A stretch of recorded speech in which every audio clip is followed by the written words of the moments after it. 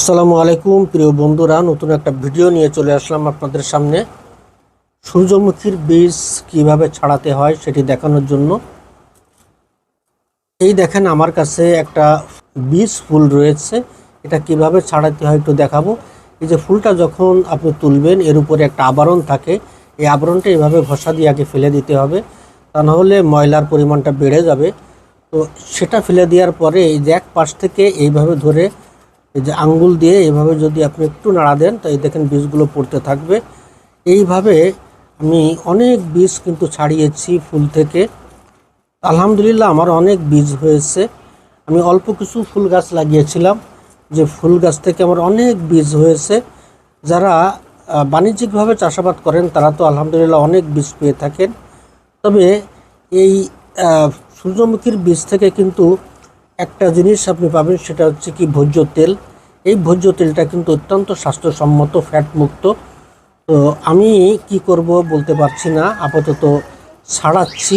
আমার যে ফুল ফুটেছিল তার সব কিছু কিন্তু ছাড়ানো হয়ে গেছে। লাস্টের দিকে এসে ভিডিওটা করছি আপনাদেরকে একটু দেখানোর জন্য। কারণ অনেকে যারা এই চাষাবাদ সম্পর্কে জানেন না বা নতুন করছেন, তারা অনেকেই এই বীজ ছাড়ানো সম্পর্কে অবগত না। তো তাদের জন্য কিন্তু একটা ঝামেলা হয়ে যায় যে কীভাবে বীজ ছাড়াবো। তো আমি আপনাদের উদ্দেশ্যেই এই ভিডিওটা করছি, যাতে সহজেই ছাড়াতে পারেন।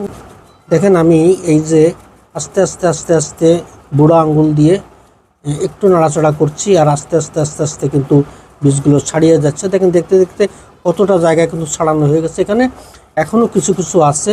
প্রিয় বন্ধুরা, এই সূর্যমুখী যদি আপনি চাষ করেন তাহলে দুইটা জিনিস পাবেন, একটা হচ্ছে সৌন্দর্য, আর একটা হচ্ছে ভোজ্য তেলের জন্য বীজ। প্রিয় বন্ধুরা, আমার ফুল গাছ থেকে দেখেন আমি কত বীজ পেয়েছি। মাত্র 100 গ্রাম বীজ থেকে আমি যে চারা উৎপাদন করেছিলাম, সেই চারা থেকে গাছ বড় হয়ে এতগুলি কিন্তু বীজ হয়ে গেছে। এখানে কিন্তু প্রায় 3 কেজি বীজ রয়েছে। এগুলি কিন্তু একেবারে পরিষ্কার এবং শুকিয়ে ঝরঝরে করে রাখা। তো প্রিয় বন্ধুরা, এই বীজ ছাড়াও কিন্তু আমার কাছে আরো কিছু বীজ রয়েছে। নিজের জন্য এই বীজগুলি রেখে দিয়েছি। এই বীজগুলি হচ্ছে আমার ফুল বাগানের ভিতর সব থেকে বড় বড় সাইজের যে ফুল হয়েছিল, সেই ফুল থেকে আমি বীজগুলো সংগ্রহ করেছি। তো প্রিয় বন্ধুরা, আপনারাও কিন্তু আপনার বাড়ির আঙিনায় যে ফাঁকা জায়গা, সেসব জায়গায় কিন্তু লাগাতে পারবেন সূর্যমুখী গাছ। এটা দেখতে যেমন সুন্দর, আবার অর্থকরী কিন্তু একটা ফসল। এখান থেকে কিন্তু ভোজ্য তেল তৈরি করা যাবে। আর যারা পশু পাখি পালন করেন তারা কিন্তু পাখিকে খাওয়াতে পারেন। এটা কিন্তু উচ্চ মূল্যে বিক্রি হয়। তো ভিডিওটা কেমন লাগলো? যদি ভালো লাগে তাহলে লাইক, কমেন্ট, শেয়ার করে পাশে থাকবেন। আল্লাহ হাফেজ।